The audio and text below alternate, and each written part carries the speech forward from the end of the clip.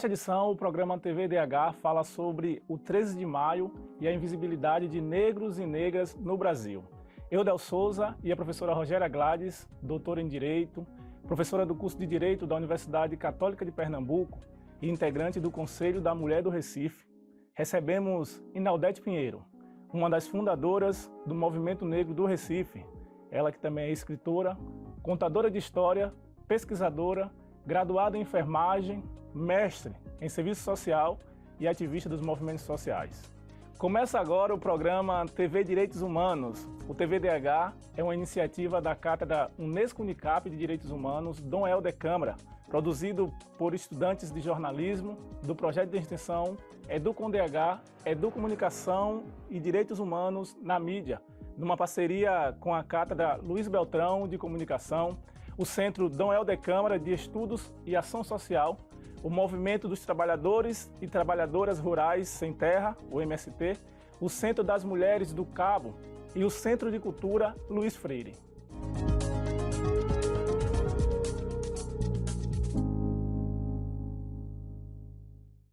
Quando você ouve falar sobre o 13 de maio, o que vem à sua mente? Uma data de celebração ou de reflexão? Para muitos intelectuais e integrantes de movimentos negros, a data não é sinônimo de libertação dos povos escravizados. Ao contrário, representa apenas o interesse de uma sociedade branca com privilégios e poderes ratificados pela Lei Áurea. Uma lei assinada em 1888 que não aborda questões de inclusão política e social dos negros e negras na sociedade brasileira. Se ao longo desses 136 anos a abolição foi retratada como um evento isolado, uma suposta solução para os problemas enfrentados pela população negra, a realidade é muito complexa. A falta de políticas efetivas de integração e equidade social reforça essa exclusão e essa desigualdade na população negra. E hoje eu recebo com muita honra a professora Rogéria Gladys e também Inaudete Pinheiro para a gente falar sobre essa data, o 13 de maio, que é colocada para a gente como esse momento da libertação, né? Uma libertação que a gente sempre faz um entre aspas, mas que a gente também sabe que teve muitas coisas que ficaram de fora desse episódio. E eu queria começar já conversando com a senhora. Esse momento, a gente pode atribuir hoje essa falta de saber vivenciar, de saber trazer à tona essas questões que não estão ou enquadradas ou sendo abordadas nessa lei. Tem a ver também com a falta do letramento racial? Sim, primeiramente, muito obrigada pelo convite, um prazer, professora Gleice. Eu acho que nós, negros, fomos, depois desse 13 de maio, tínhamos que marcar uma história na nação de um apagamento geral, né? Que não houve escravidão, não houve. E essa escravidão foi lenta, há quem diga, né? Se houve escravidão, essa foi lenta, e que estava tudo bem, né? Que a África era muito ruim, melhor ter sido escravo no Brasil. E muita gente acredita nisso, talvez até hoje, em minoria, mas muita gente pensava nessa história porque estava escrito, estava dito, repetido. Então, o 13 de maio, quando aconteceu,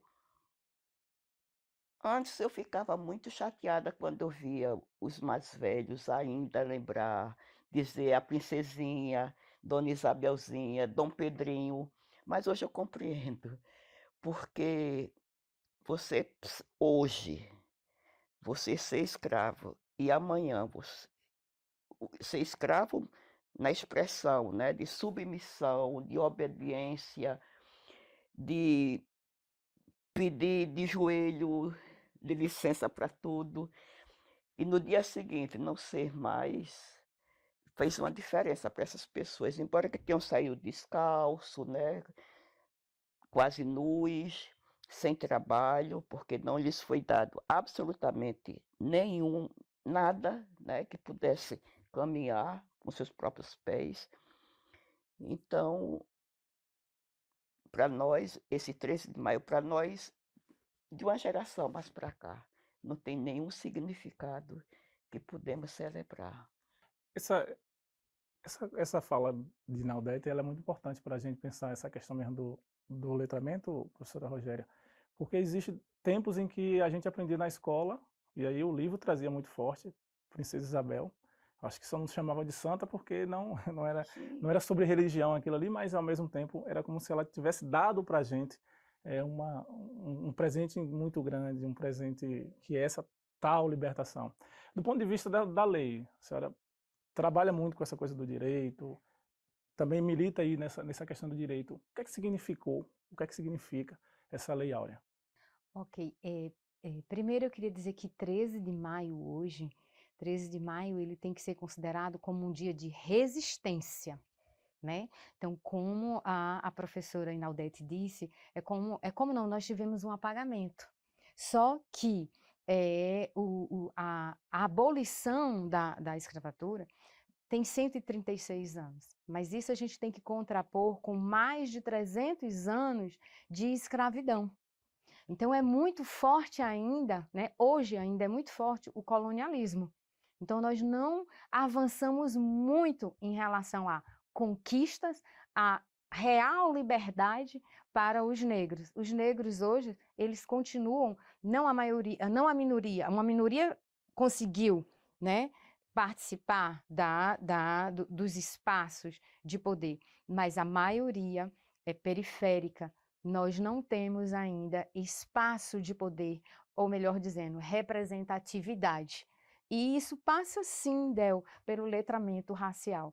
Nós precisamos levar para as escolas, para as universidades, letramento racial e mostrar o que está por trás da Lei Áurea, que na verdade tinha motivação econômica para libertar esses negros com a chegada dos imigrantes, sobretudo italianos. E aí, quando a professora Rogéria fala sobre 136 anos da época da abolição para hoje, com esses 300 anos de escravidão, a gente pensa que também podemos ter mais uns 500 anos pela frente de escravidão, né? É uma escravidão que se dá de outras formas, né? A gente hoje até pensa muito na estrutura da nossa cidade. Se a gente chega em alguns bairros, né? Os bairros mais antigos do Recife, por exemplo, o que se dizem os mais caros, né? O que moram as pessoas com melhor poder aquisitivo, a gente vai encontrar casas com dependência de empregadas, né? Casas que são feitas, foram construídas para pensar esse espaço para o negro, que ao mesmo tempo, não, é como se fosse da família, Uma mas que senzala. existe. Então, assim, a senhora ainda vê hoje, nos tempos de hoje, esses sinais que a senhora traz para a gente dessa necessidade da nossa resistência nos tempos de Sim, é hoje. permanente, porque nós nunca deixamos de lutar, né. Quando fala nesse movimento negro atual, parece que só começou com nada, o escravizado nunca deixou de lutar. Daí tantos quilombos que a gente vai se for contar. Quantos quilombos existem no Brasil? Inúmeros, identificados, sabendo o que são, e outros que nem souberam o que eram, mas eles fugiram, hum, continuadamente foram feitos. Aquelas negras que ficavam vendendo eram veículos de comunicação, de estímulo, né. Até voltava para a senzala, para Casa Grande, mas sabia que levava um recadozinho para aquele. Hoje pode ter uma ruaça em qualquer lugar, hoje a gente pode queimar o canavial, quer dizer, não houve acomodação, absolutamente, né, de uma grande maioria. Volto a dizer, os quilombos estão mostrando isso, né. Imagina vocês que 1695 destruíram Palmares, que já sabiam que há 100 anos ele existia. Então começou, nem bem o tal descobrimento aconteceu, uns anos depois os negros foram trazidos, né, porque os índios reagiram muito mais, ainda bem que os índios não cederam. E por não sei por que circunstância aqueles navios chegaram na África, né? A gente sabe as circunstâncias, estavam atrás das especiarias. E, de repente, esse tráfico intenso Mesmo no tráfico intenso, houve reação. E muitos fugiram, muitos morreram quando chegaram no Brasil. Muitos se enforcaram, né? Mulheres negras abortaram porque não queriam que seus filhos fossem escravos. Eu quero pegar essa fala sua sobre reações, as nossas reações enquanto povos escravizados, para a gente trazer no próximo bloco. Tá bom. E no próximo bloco, a gente traz também a reportagem de Rafael Negrão, ele que vai falar sobre a invisibilidade da luta do movimento negro na mídia. A gente volta já, é no instante.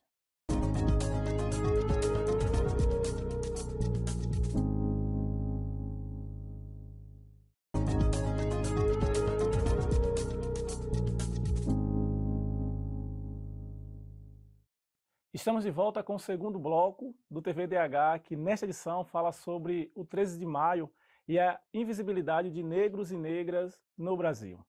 A gente saiu do primeiro bloco falando sobre, e Naudete trazia a questão de como a gente resiste e como a gente resistimos, né? E ela é prova viva disso, ela resistiu tanto.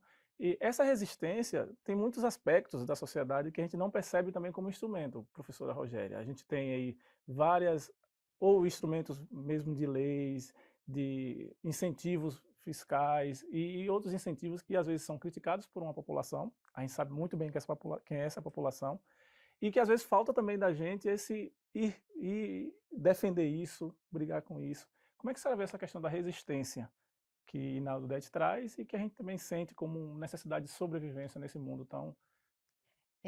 Eu acho importante, e aí eu traria como um símbolo da resistência a lei de cotas, né? A lei que está permitindo que estudantes negros e negras rompam com essa estrutura, né, da mãe que foi trabalhadora doméstica, da avó que foi trabalhadora doméstica.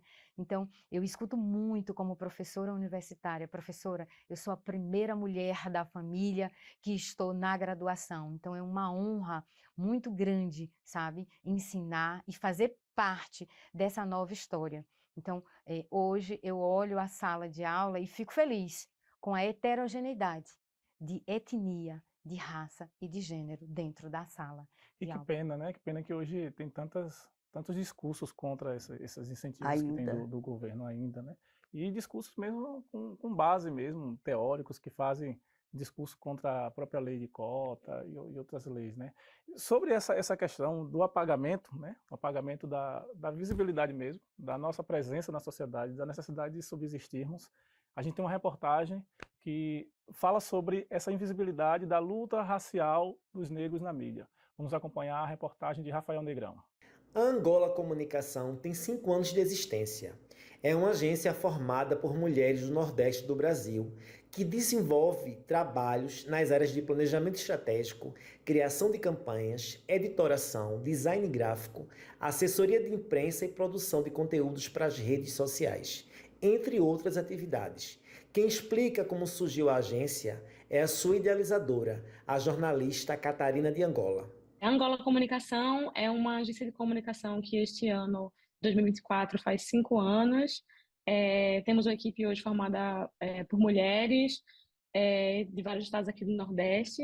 E a Angola Comunicação surgiu muito da necessidade da minha experiência, que já vinha trabalhando com organizações não governamentais, mas aí que, enfim, os trabalhos foram chegando, eu fui consolidando também esse trabalho, e aí senti a importância da gente poder dividir também esse trabalho, trabalhar com outras pessoas, para poder que a gente pudesse alargar esse trabalho. E muito voltado para o campo das organizações sociais. Como eu já fui muito assessora dentro de algumas organizações, especialmente aqui de Pernambuco e do Nordeste, eu tive do outro lado, né? De sentir a necessidade, por vezes, de contratar um serviço de uma agência, de uma empresa de comunicação, e perceber que os profissionais, para atuarem nesse campo, por vezes, precisam de um pouco mais, não só de sensibilidade, mas de conhecimento mesmo de como funciona o campo desse campo social, de movimentos, das organizações sociais, e até também do alinhamento político, né? A jornalista e consultora Catarina de Angola revela ainda qual é o papel da agência no enfrentamento ao racismo e descreve os desafios de ser uma mulher negra empreendendo no mercado da comunicação. Mas a equipe que está ali no dia a dia, né, acompanhando nosso trabalho, é uma equipe formada por mulheres, até por eu ser mulher no mercado de trabalho e sentir também os desafios que a gente enfrenta, né? Antes de entrar nessa questão antirracista, eu acho que a Angola Comunicação entende a comunicação como direito humano. E acho que quando a gente tem esse princípio, a gente está aí olhando para os direitos humanos de forma geral, acreditando que a comunicação é um direito humano que também fortalece a luta por outros direitos. E, bom, eu sou uma mulher negra, né, uma profissional negra que estou aqui no Nordeste do Brasil, que me reconheço como uma mulher negra. Então, essa perspectiva antirracista, de reforço, né, à luta das pessoas negras, especialmente da Organização de Mulheres Negras, ela trilha, né, enfim, todo o caminho da Angola Comunicação. Eu falo que a gente tem a possibilidade, com a equipe de mulheres, o mais diversa possível do que são essas mulheres, porque não é porque nos colocamos como mulheres que somos todas iguais. Então, no campo dessa diversidade de mulheres, a gente coloca o nosso olhar, né, enfim, de profissionais do campo da comunicação, tendo a comunicação como direito humano como um princípio. Por fim, Catarina deixa um recado para as mulheres negras que atuam ou desejam empreender. É muito desafiador ser empreendedora, né? E acho que esse termo ele ganhou tanta força nos últimos anos, mas a gente sabe que ele também ganhou força porque a gente tem um sucateamento das leis trabalhistas no Brasil nos últimos anos, né? Então, a gente pensar, então, que empreendedorismo é esse, né? Acho que mulheres negras, especialmente, sempre empreenderam, estou colocando aqui entre aspas essa perspectiva, porque né, se colocaram para poder ali, dos seus jeitos, produzir dinheiro, fazer dinheiro, né? Enfim, conquistar o mínimo para suas famílias. Mas, assim, pensando hoje, né? É muito desafiador empreender. A gente, por vezes, não aprende a empreender, assim, não tem uma formação para isso, de repente a gente bota a cara pela necessidade também, que é da gente fazer dinheiro. Então, eu acho que se hoje é uma pessoa que já tem um emprego, do ponto de vista mais regular, uma CLT, que ela começa a pensar sobre isso e ela vai se estruturando para poder organizar esse empreendimento, fazer umas coisas meio paralelas para poder não. Porque é isso, a gente tem que dar conta de tudo. Se ficar doente, como faz? Empreender significa, por vezes, trabalhar por produção, então não é fácil. Mas também, assim, se você puder focar em empreender algo que você gosta de fazer, que você gosta de trabalhar, isso é muito importante também para a motivação e trocar com outras pessoas, com outras mulheres. E também tem uma série de programas hoje em dia que podem contribuir para o fortalecimento e estruturação do seu empreendimento. Vai estudar também sobre dinheiro, sobre gestão, porque tem a ver com isso também. Empreender não é só fazer o que a gente gosta, a gente hoje é de pessoas, com equipe, hoje é de fornecedores, né? Ou tem que ter contato com outros profissionais para poder fazer o trabalho ali rodar, seja no campo dos serviços ou no campo do comércio. E, enfim, conversar, ouvir, marcar um café com outras pessoas, não deixar de estudar nunca, que eu acho que é muito importante para a gente. E aí a gente tem hoje um cenário em que existe esse apagamento, né? Existe essa necessidade de, ó, se não for modinha, não tá na TV, se não for modinha, não tá no rádio, se não for modinha, não vai ter curtida no Instagram, nas redes sociais. Naldete, isso é de hoje, já é um problema já de antes? Como é que essa questão do movimento negro, quando ele quer ocupar esses espaços, esse espaço da mídia? A mídia é faca de dois gumes. Às vezes é positiva, às vezes negativa. Eu lembro que tinha muitos cantores, né, midiáticos naquela época. Eu tenho 78 anos, então a minha história é bem mais alta do que a sua. Eram chamados por Chocolate, Azulão. Pelé já é quase minha geração. Mas Elisete Cardoso, por exemplo, era chamada de mulata, Ângela Maria era saputi, né? Cores, o chocolate é escuro, né? Azulão é quase negro. Então, eram apelidos que você perdia seu nome, que é a coisa mais forte que a gente tem. O nome para mim é Inaldete Pinheiro de Andrade, como você fez. Seu nome completo. Eu acho isso muito bonito. Tem até uma postagem que manda a gente dizer, diga seu nome completo, porque para nós é muito importante. Lélia Gonçalves nos ensinou, nos alertou sobre isso. Negro tem nome e sobrenome. Então, esses cantores não tinham nomes próprios, era por apelidos. E um apelido que trazia muito para a questão da cor de sua pele, que não era orgulho para nós, né? Porque não tem meu nome próprio. que foi escolhido, mas não. E a necessidade de cantar, né, até financeira, deixava-se permanecer com esse nome. Aí, essas coisas que, assim, para a sociedade, fica na sua imagem, né, pejorativa, é uma imagem negativa. Aquele cantor da Mangueira, como é o nome?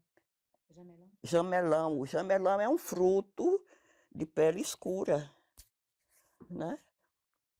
O homem daquela voz não tinha nome próprio, era jamelão, é um apelido. Então, isso é perverso. Quando nós recomeçamos o movimento negro, porque ele sempre existiu, em Getúlio Vargas acabou com isso, né? Na década, na época do plano, né? Como é que chamou? Estado Novo. Sim. E Solano Trindade foi vítima desse cerceamento, né? De falação.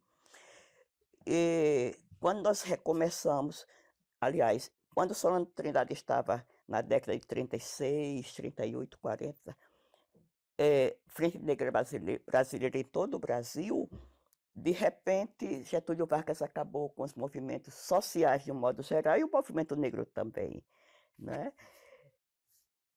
Houve esse intervalo grande, salvo os clubes sociais com os clubes negros em Pernambuco, Lenhadores, Clube das Pais, né? E que essas pessoas que detêm a comunicação, que detêm esses espaços de fala, eles não vão.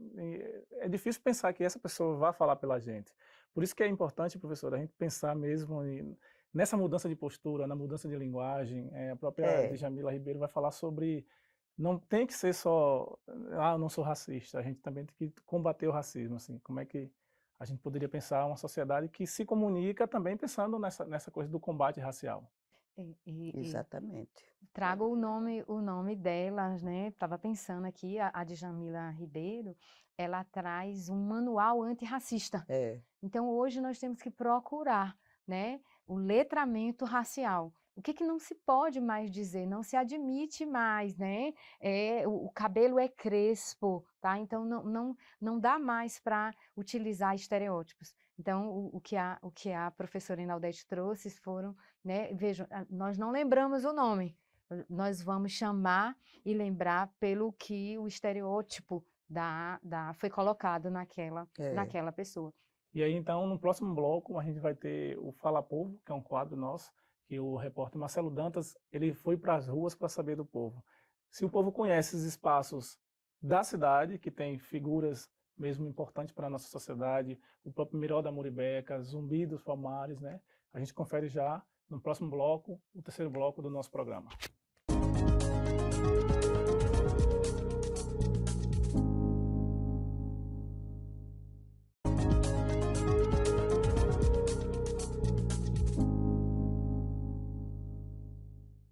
Estamos de volta com o terceiro bloco do TVDH, que nessa edição fala sobre o 13 de maio e a invisibilidade de negros e negras no Brasil. Agora a gente vai ouvir o que dizem as ruas. É hora do quadro Fala Povo, com Marcelo Dantas.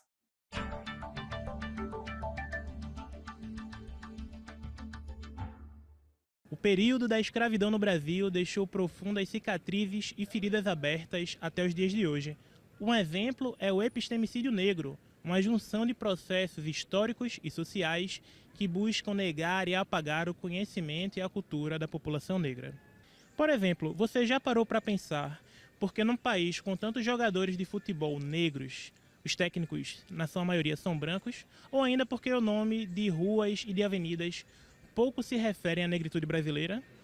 Por isso, a valorização dos saberes e histórias afro-brasileiras tem papel fundamental na construção e reconstrução do pensamento do país.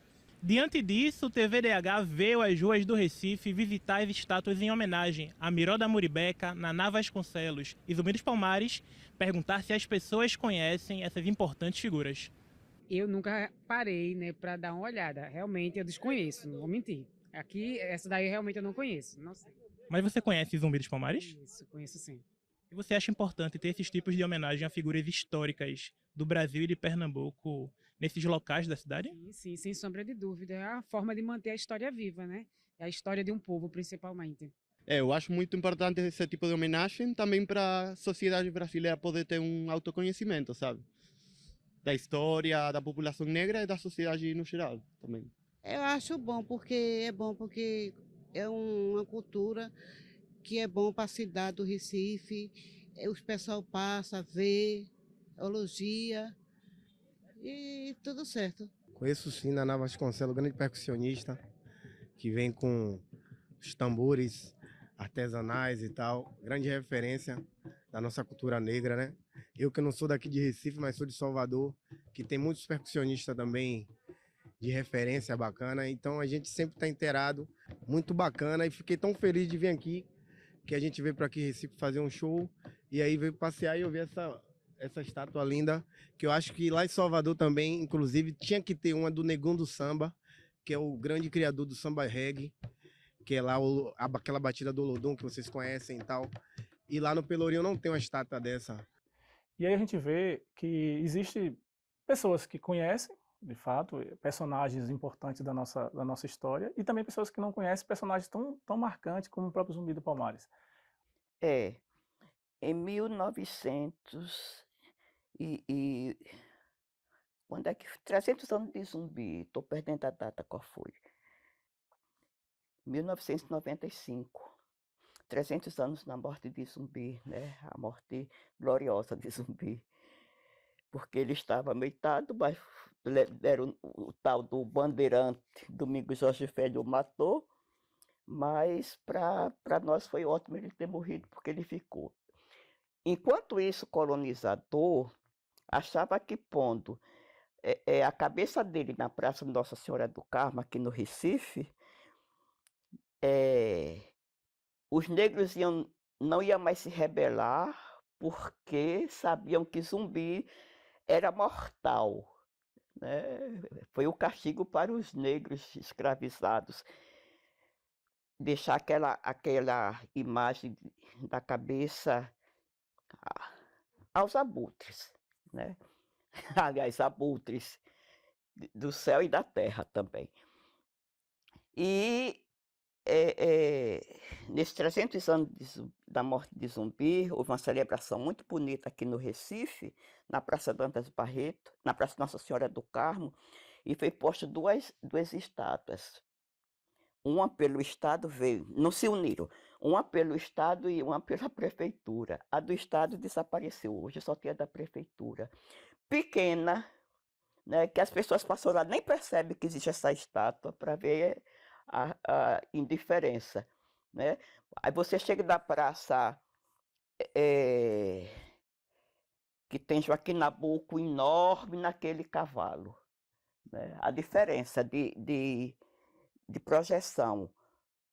Uma pessoa que colaborou com o abolicionismo, Joaquim Nabuco, né? Mas Zumbi dos Palmares, que tem uma história construída de libertação, né? Que libertou o seu povo exemplarmente, bem miudinha, que está lá, ninguém sabe quem está. Isso é a falta do letramento. É a falta do letramento, professora. E um letramento que a gente não é coincidência do destino, é projetado, né? É projetado pelo colonizador, é projetado pelos colonizador de políticos, de poucos anos atrás. E esse letramento hoje, aí a gente fala de Zumbi, lembra do 20 de novembro, a gente lembra de datas mais... hoje a gente traz com mais afago, com mais afetividade o movimento negro do que o próprio 13 de maio. Esse 13 de maio, a gente pode também dizer que é uma data que a gente pensa mais em luta do que em comemoração, professora? Como é que a gente pode... Sim, entendo que é mais luta, resistência, né, como eu falei, e da gente resistir, né? Quando a professora fala, olha, a estátua, o busto de Zumbi é pequeno e não nas escolas não dão o real valor da contribuição quem foi Zumbi de Palmares para a conquista da liberdade dos negros. Pelo contrário, a gente já encontra estátuas e monumentos dos algozes dos negros, né? Mas a gente está vendo cada vez mais movimentos contras, como a gente teve em São Paulo lá, né, protestando em relação ao monumento dos bandeirantes. Que eu acho que até deve ter, né? Fizeram uma história de qualquer modo. Mas e os outros também que fizeram sua história a seu modo? Por que não tem, né? Então, está, em São Paulo estão projetando fazer várias estátuas de pessoas negras. Onde vão colocar essas estátuas? Quem são elas? Até pessoas negras que nem são de São Paulo, mas vão ser postas lá. Eu acho isso muito bom, porque aqui também tem estátua de quem não é pernambucano, né? Isso no Brasil todo. Assim, é uma questão que a gente pensa muito no futuro também, né? A gente, certo, vamos trazer essas imagens, trazer essas figuras que foram importantes para o movimento negro. E a sociedade tem espaço para que surjam novos zumbis? Será que a sociedade está dando espaço para que o jovem negro olhe e diga assim, olha, eu posso ser um zumbi dos Palmares? Eu posso ser... Será que a academia, professora, como é que... A gente tem leis, né? A gente está falando de uma lei áurea, né? A gente tem leis que traz esse espaço como possível para a juventude do futuro? Eu entendo que sim. Eu trago aqui a vereadora Marielle Franco. Marielle Franco foi um símbolo. Um símbolo. E com a morte também. Pensavam que iam calar Marielle, mas a Marielle vem com força total. Cresceu muito Marielle depois da sua morte. Cresceu muito. E que era local, né? Era no Rio. E hoje é Brasil além do Brasil. E ganhou e se tornou inspiração também para as novas gerações. Um assunto que a gente vai continuar falando, porque a gente vai ter que parar nesse bloco. Então, no próximo bloco, tem o quadro Educar para os Direitos Humanos, com Renan Carneiro. É quando as nossas convidadas respondem uma pergunta feita por você que acompanha o nosso programa.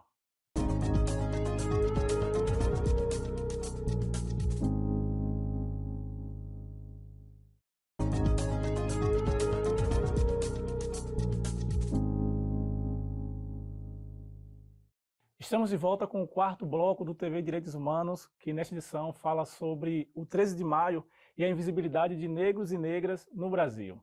Agora, Neldete Pinheiro e Rogéria Gladys respondem uma pergunta enviada por quem acompanha o nosso programa com o quadro Educar para os Direitos Humanos.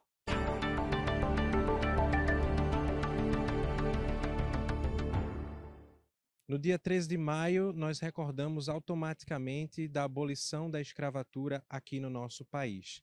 Mas esse dia é marcado pela luta contra a vulnerabilidade e a miserabilidade que o povo negro ainda sofre no nosso país. Pensando nisso, convidamos Ilka Guedes, cofundadora do Observatório Feminista do Nordeste, para fazer uma pergunta para as nossas convidadas. Quais foram as condições de vida que ficaram a população negra após a abolição da escravatura? Queria saber se essa população adquiriu algum direito após a assinatura da abolição da escravatura e se as instituições públicas elas tiveram alguma responsabilidade sobre essa população, se elas tiveram alguma responsabilidade em garantir alguma condição de vida para a população negra. A gente agradece a Ilka Guedes, cofundadora do Observatório Feminista do Nordeste, pela pergunta. E aí eu passo, professora Rogéria, essa pergunta para a senhora responder aqui para a gente. Veja, as condições, né, que os negros ficaram após a abolição da escravidão, nós colocamos aí o surgimento das favelas, né, hoje chamada da periferia. Então, passa pela questão econômica, pela ocupação do espaço de poder, né? Quando eu digo espaço de poder, eu estou falando dos 3 poderes, do poder legislativo, do poder executivo e do poder judiciário.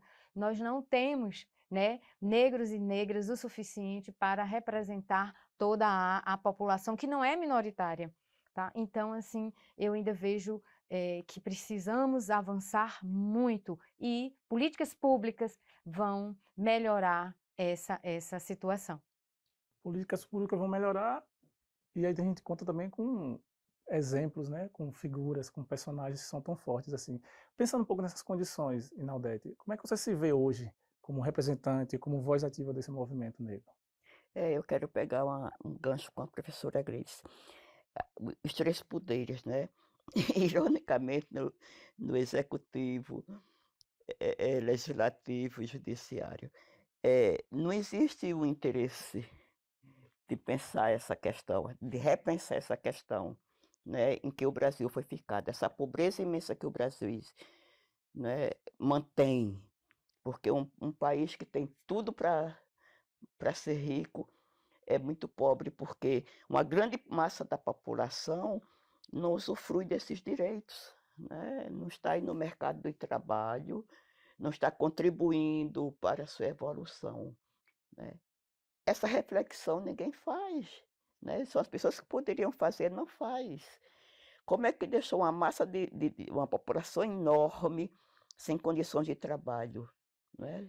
Só deixou no trabalho mais inferiorizado, né?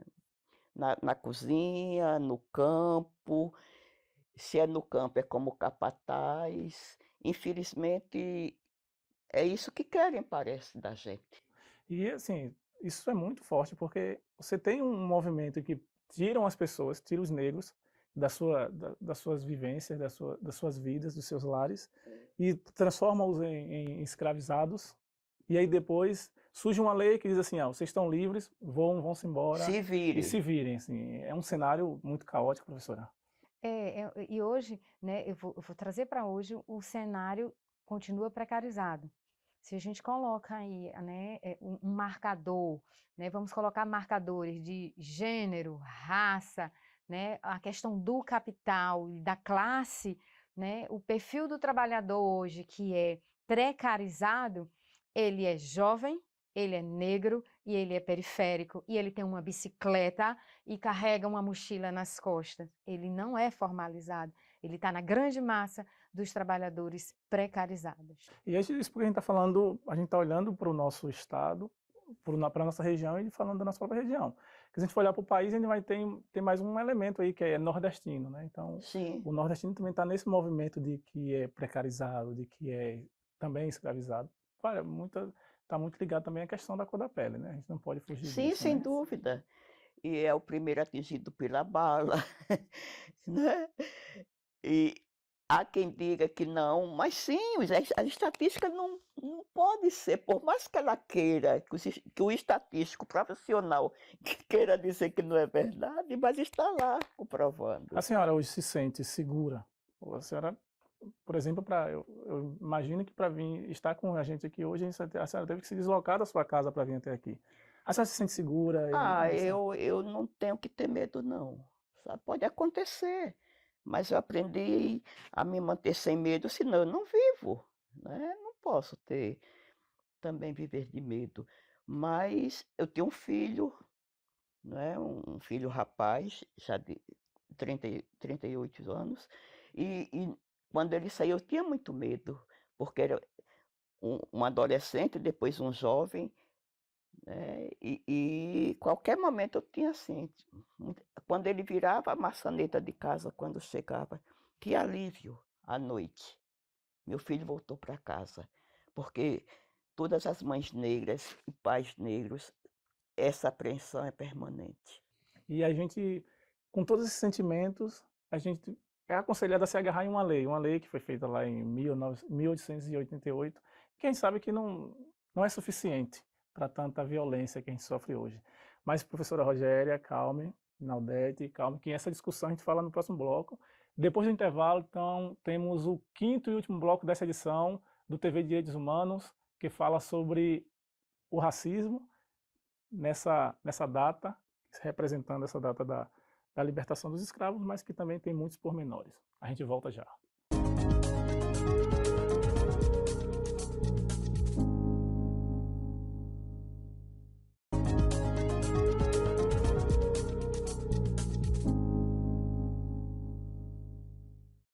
Chegamos ao 5º e último bloco do programa TV Direitos Humanos, que nesta edição fala sobre 13 de maio e a invisibilidade de negros e negras no Brasil. Para isso, contamos com a presença da professora Rogéria Gladys e também da escritora Inaldete Pinheiro, uma das fundadoras do movimento negro aqui do Recife. Professora Rogéria, uma outra arma, né? A gente falava sobre a lei em que nos aconselham a se apegar a essa lei e se considerar libertos, né? Se considerar donos da liberdade. Mas sabe que está muito longe da realidade. Mas a leitura, o estudo, o ler histórias, o aprender com a literatura é muito importante. A senhora teria alguma dica para a gente, alguma... Sim, a educação, eu acho que é uma via, é um caminho para superar e mudarmos, modificarmos, ressignificarmos, né, o cenário atual. E eu tenho uma pergunta para a Inaudete, que eu queria saber, né, a inspiração, né? Qual foi a inspiração do livro Uma Aventura do Velho Baobá? Bom, tem uma história anterior até chegar a esse livro. Quando nós começamos o movimento negro em 1979, já era ano de vários. A década de 70 já existiam movimentos contra a ditadura militar, né? Que, aliás, sempre esteve, mas já estava começando bater da panela, os movimentos das donas de casa, o movimento das mulheres, aí chega também o movimento negro. E em 78, Rio, São Paulo, Bahia, explodiu o movimento negro e aqui em Recife nós conseguimos começar, três amigos, Silvio Ferreira, Irene Souza e eu, começamos a convidar pessoas para se reunir. A primeira reunião foi na minha casa. Eu morava aqui na Fernandes Vieira, bairro da Boa Vista, aqui no Recife, e passamos algumas reuniões nessa pequena sala, depois fomos para o DCE da Universidade Federal. Lá foi juntando mais gente. E uma das companheiras, chamada Lúcia dos Prazeres, disse que ela tinha uma sala de aula, professora, disse que as crianças, que mesmo as que eram de candomblé, não diziam que eram, né? Que eram de candomblé, tampouco diziam que eram negras. Aí veio, na época, ninguém chamava de letramento, não. Né? A gente muda de categorias, né? Todo ano tem uma mudança de categorias, várias. E foi aí que eu pensei, eu sei escrever, eu gosto de escrever, já fazia poemas, eu fazia muitas cartas, assim, eu gosto de escrever, então vou escrever para crianças. É uma forma de contar. E, ao mesmo tempo que eu queria escrever, eu comecei a pesquisar muito, muito, porque eu também não sabia de muita coisa, eu como muitos companheiros que estavam nos reunindo, porque nós não fomos ensinados, né? Nós não sabíamos uma história como tinha sido. Ninguém sabia de Zumbi, né? Que história de Quilombo, ninguém sabia. 79, um dia desse. Mas com isso eu fui melhorando o meu conhecimento e fui escrevendo automaticamente, um auxiliando o outro. Eu ficando mais letrada e passando a escrita. Enfim, maracatu, tudo que significava a cultura negra eu queria escrever. A gente estava conversando com a senhora e a senhora falou sobre a história de que, tipo, por que a gente tem tanta aversão a essa Ao figura nome do macaco? ao insulto que nós somos macacos. Isso me preocupa, porque Darwin também fez parte de minha leitura, né? Charles Darwin. E numa dessas leituras do livro dele, quando ele foi dizer que a origem da humanidade saiu lá da África, né? Aí uma mulher lá na grande mesa na Inglaterra, né, disse, por favor, Darwin, não diga isso não, porque ninguém quer ser macaco, né? E a pessoa que tem o QI mais próximo do nosso, o animal que tem o QI mais próximo do nosso, super inteligente. E porque a gente hoje se recusa, porque foi aproveitado disso para insultar, né? É um animal que anda de quatro, corpulento, né? Avantajado. Não é uma girafa que é esbelta, que é bonita, né? Atraente. E que luta em grupo, né? Luta em companhia dos seus, né, professora? A indicação é minha, eu estou lendo esse livro, Macacos, do Cleiton Nascimento. Na verdade, esse livro, ele saiu de uma peça, Então, o Cleiton, ele, na peça, ele retrata o que ele viveu, né? Sentiu na pele o racismo na Avenida Paulista, quando ele foi assaltado, né? E como ele é negro, os assaltantes, na hora, né, para se safarem, disseram que ele que tinha sido o assaltante. E olha aí a invisibilidade, a população foi agredi-lo. Quem saiu agredido, quem saiu machucado, Foi o assaltado. como o bandido foi o assaltado. E desse fato que não é difícil, nós tivemos recentemente, né, no sul do país, um homem branco e um homem negro, e quem tinha agredido o homem negro era o homem branco, mas quando a polícia chegou, levou o homem negro. Então, assim, é a minha dica de leitura. Gente, infelizmente, o nosso programa ele já vai se encaminhando para o seu final. E eu queria deixar uma pergunta para vocês responder mesmo já em forma de despedida do nosso programa, que tem uma música muito bonita que fala sobre a tal liberdade. E eu queria perguntar, pensando mesmo no 13 de maio, né? A gente tem muita coisa para lutar, e essa data também é um pontapé para a gente, né? Não pode também descartá-la totalmente. Sim. E aí eu queria perguntar para a senhora, deixar já essa pergunta em forma de agradecimento e de despedida do nosso programa, o que é que eu vou fazer com essa tal liberdade? É o nome da música, a frase da música. É usá-la como autoestima, saindo por todos os poros, não é? Sem esquecer de estar atualizado, né? De se informar, procurar o letramento que nós temos todo dia que está com ele atualizado, não é? E ir para frente. Leiam Baobá, que faz parte da nossa história, viu? Esse livro está bem querido. Professora Rogélia, o que é que a gente vai fazer com essa tal liberdade? Eu costumo dizer, como professora, ser paradigma, ser modelo, né? É uma responsabilidade muito grande enquanto professora de universidade, né? Ser fonte de inspiração para alunos e alunas, sobretudo alunas e alunos negros. Isso é liberdade. Obrigado a vocês por participarem desse programa. A gente Eu que fica muito feliz com a agradeço. presença, Inaldete, professora Rogélia. Muito obrigada, foi uma honra. Foi uma honra. O TVDH é uma iniciativa da Cátedra Unesco Unicap de Direitos Humanos Dom Helder Câmara, produzido por estudantes de jornalismo do projeto de extensão EduComDH, Educomunicação e Direitos Humanos na Mídia, numa parceria com a Cátedra Luiz Beltrão de Comunicação, o Centro Dom Helder Câmara de Estudos e Ação Social, o Movimento dos Trabalhadores e Trabalhadoras Rurais Sem Terra, o MST, o Centro de Mulheres do Cabo e o Centro de Cultura Luiz Freire. Acompanhe a gente nas redes sociais e traga sugestões, anota aí, @programa tvdh.unicap. Também estamos no YouTube, nos canais Jornalismo Unicap, Cátedra Dom Helder Câmara. Lá você encontra outros programas, outras edições aqui da nossa programação, sempre com temas de direitos humanos. Agradecemos pela companhia, até a próxima.